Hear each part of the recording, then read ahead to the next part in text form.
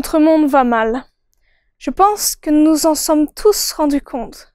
Je pense même que nous en subissons tous les conséquences. Nos cœurs sont meurtris par l'injustice et la souffrance. Personne ne semble y échapper. Nous avons tous au fond de nous des blessures douloureuses, bien trop grandes et profondes.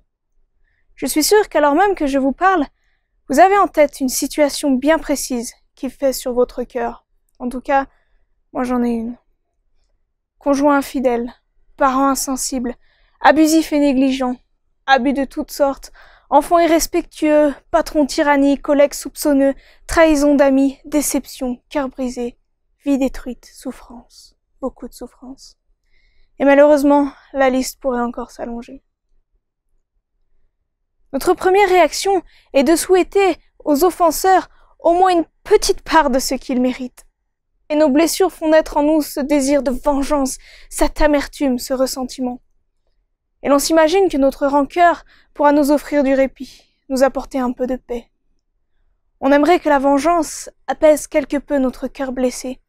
Et pourtant, plus on s'enfonce dans la rancune et l'animosité, et moins l'on trouve cette liberté, cette guérison que nous espérons. Le ressentiment est comme un acide qui doucement, lentement, détruit nos vies. L'amertume nous retient dans des chaînes si lourdes, si serrées, qu'il nous semble impossible d'en être un jour libérés. Et pourtant, il est temps d'être dégagé de ce poids dans notre esprit et dans notre cœur. Cela est possible par le merveilleux don du pardon.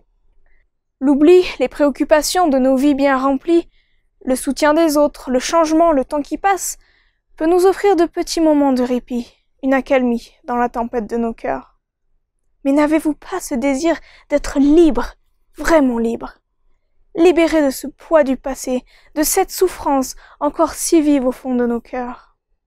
Le problème, pour la plupart d'entre nous, ce n'est pas que nous n'avons pas entendu parler du pardon, mais le problème c'est que nous ne savons pas comment pardonner. J'ai souvent entendu dire qu'il faut essayer de pardonner, mais pour moi ça marche pas. Puis-je suggérer que le problème n'est peut-être pas le pardon lui-même, mais notre conception du pardon, l'idée que nous nous en faisons. Nous aimerions vivre l'expérience du pardon, mais nous ne savons pas vraiment comment faire. Je ne veux pas entendre dire qu'il faut pardonner. Ça, je l'ai entendu des milliers de fois et ça ne m'a pas du tout aidé. J'aimerais des outils pratiques, des étapes précises pour découvrir comment pardonner. Je veux du concret, du réel. Si l'on ignore la peine et la souffrance, on ne pourra jamais les évacuer. D'une manière ou d'une autre, nous allons devoir y faire face. Et il est temps de se concentrer sur ce que nous pouvons faire, ce qui est entre nos mains. Quand nous expérimentons le pardon, nous en sommes les premiers bénéficiaires. Et nous en sortons triomphants. On ne pourra jamais changer les circonstances ou changer les personnes qui nous ont offensés, car la plupart du temps, c'est peine perdue. Pourtant, nous aimerions être libérés de la souffrance, de la peine, de la douleur, de ce désir de vengeance et de l'amertume qui nous détruit à petit feu. L'impossible pardon est fait pour nous donner des outils pratiques, des étapes spécifiques, pour nous accompagner sur le chemin du pardon et pour découvrir ensemble les nombreux avantages et bénéfices qu'il nous apporte. C'est vraiment mon désir d'entreprendre ce voyage du pardon.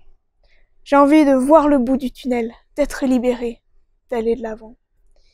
Il est vrai que cette aventure semble risquée et parfois douloureuse ou même impossible.